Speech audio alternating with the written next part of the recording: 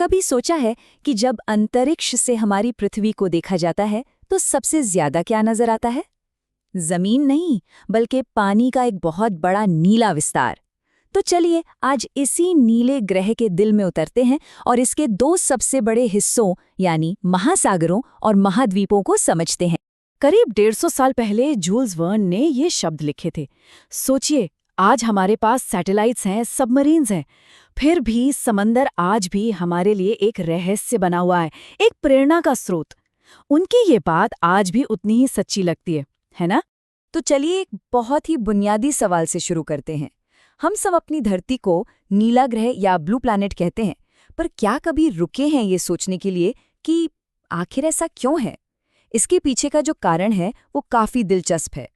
जवाब बस इस एक नंबर में छिपा है, 71%। जी हाँ, हमारी पृथ्वी की सतह का इतना बड़ा हिस्सा पानी से ढका है कि जब पहले अंतरिक्ष यात्रियों ने इसे अपनी आंखों से देखा तो उनके मुंह से निकला नीला ग्रह। और बस उस एक झलक ने हमेशा हमेशा के लिए हमारे ग्रह को देखने का नजरिया ही बदल दिया। तो चलिए उस विशाल नीले कंबल की पड़ताल करते हैं जो हमारे ग्रह को ढके हुए है। और सबसे कमाल की बात पता है क्या है? ये असल में एक ही है। ये सोचने में ही कितना कमाल लगता है ना। मतलब हम भले ही अलग अलग ओशंस के नाम लेते हैं, पर सच तो ये है कि वो सब आपस में जुड़े हुए हैं।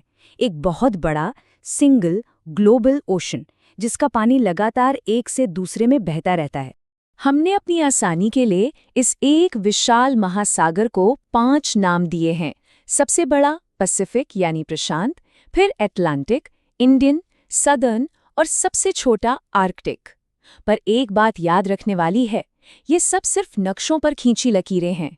पानी के लिए कोई सरहदें नहीं होती। तो अब चलिए सतह से नीचे एक डुबकी लगाते हैं और उस छिपी हुई दुनिया को देखते हैं जो जिंदगी और जबरदस्त ताकत से भरी हुई है। कोरल रीफ्स के बारे में तो सुना ही होगा।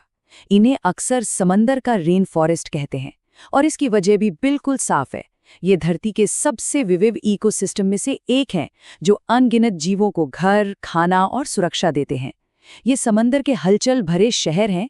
और बात सिर्फ छोटी मोटी मछलियों की नहीं है। सोचिए, शार्क जैसी टॉप प्रेडेटर्स से लेकर स्पर्म वेल्स जैसी विशालकाय मैमल्स तक, और तो और वो अजीबोगरीब जीव जो समंदर की सबसे गहरी खाइयों के अंधेरे में रहते हैं। मतलब ओशन का कोना कोना जिंदगी से भरा पड़ा है। लेकिन इस सारी खूबसूरती और जिंदगी के पीछे एक जबरदस्त ताकत छिपी है। एक ऐसी ताकत जो जितनी शांत और क्रिएटिव हो सकती है, उतनी ही विनाशकारी भी। इसका सबसे बड़ा उदाहरण है सुनामी। ये सिर्फ बड़ी लहरें नहीं होती, बिल्कुल नहीं। सोचिए, एक बहुत बड़े बाथटब में नीचे से जोर का धक्का लगे तो क्या होगा? बस वही होता है जब समंदर के नीचे कोई भूकंप आता है या ज्वालामुखी फटता है। वो सारी की सारी एनर्जी पानी में ट्रांसफर हो जाती है और बन जाती है विशालकाय लहर। 2004 की इंडियन ओशन सुनामी इस ताकत की एक बहुत ही भयानक याद दिलाती है।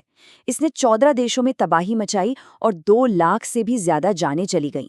लेकिन इस भयानक त्रासदी ने हमें एक जरूरी सबक भी सिखाया। इसके बाद ही एक इंटरनेशनल वार्निंग सिस्टम बनाया गया ताकि भविष्य में ऐसी जानें बचाई जा सके। ठीक है, तो पानी की दुनिया तो हमने देख ली, अब वापस जमीन पर आते हैं। पर यहाँ भी एक पेच है। क्या ये मामला उतना सीधा है जितना लगता है? तो एक आसान सा सवाल, दुनिया में कितने कॉन्टिनेंट्स हैं? शायद मन में कोई नंबर आ भी गया होगा। पर रुकिए, इसका जवाब शायद वो नहीं है जो सोचा जा रहा है। यकीन मानिए, इसका कोई एक सीधा साधा जवाब है ही नहीं। ये इस बात पर डिपेंड करता है कि आप इसे गिनते कैसे हैं। जैसे जियोलॉजिकली देखें तो यूरोप और एशिया एक ही जमीन का टुकड़ा है, तो कुछ लोग इसे यूरेशिया कहते हैं। वैसे ही नॉर्थ और साउथ अमेरिका भी तो जुड़े हुए हैं, तो क्या वो एक कॉन्टिनेंट है या 2? है ना ये भूगोल और कल्चर का एक मजेदार मिक्स। हाँ, लेकिन चीजों को आसान रखने के लिए और पढ़ाई लिखाई में एक जैसा सिस्टम फॉलो करने के लिए दुनिया के ज्यादातर हिस्सों में 7 कॉन्टिनेंट मॉडल ही चलता है। यानी Africa, Antarctica, Australia, Asia, Europe, north America और साउथ अमेरिका। तो ओशंस और कॉन्टिनेंट्स ये सिर्फ ज्योग्राफी की अलग अलग चीजें नहीं हैं। ये एक बहुत ही कॉम्प्लेक्स और इंटरकनेक्टेड सिस्टम का हिस्सा है। एक ऐसा सिस्टम जो हमारे प्लैनेट को बनाता है और हमारी जिंदगी पर हर तरह से असर डालता है। इसका एक बहुत ही अच्छा सिंबल है ओलंपिक रिंग्स। ये जो 5 रिंग्स हैं वो उस समय के 5 बसे हुए कॉन्टिनेंट्स को दिखाती हैं, मतलब स्पोर्ट्स के जरिए पूरी दुनिया की एकता। और ये सिर्फ कल्चर की बात नहीं है, हमारे प्लैनेट की फिजिकल बनावट भी बहुत मैटर करती है।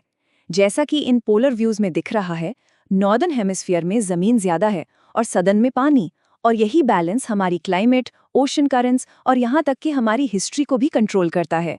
ये हमारे प्लैनेट का इंजन है एक तरह से। और ये सब हमें एक आखिरी लेकिन बहुत ही ज़रूरी सवाल पर ले आता है। अगर हमारा प्लैनेट लगभग पूरा पानी से ही ढका है, तो फिर हम हमेशा वाटर क्राइसिस या जल संकट की बातें क्यों सुनते रहते हैं? इसका जवाब एक हैरान करने वाले फैक्ट में है। धरती का 97% से ज़्यादा पानी खारा है, जिसे हम पी नहीं सकते।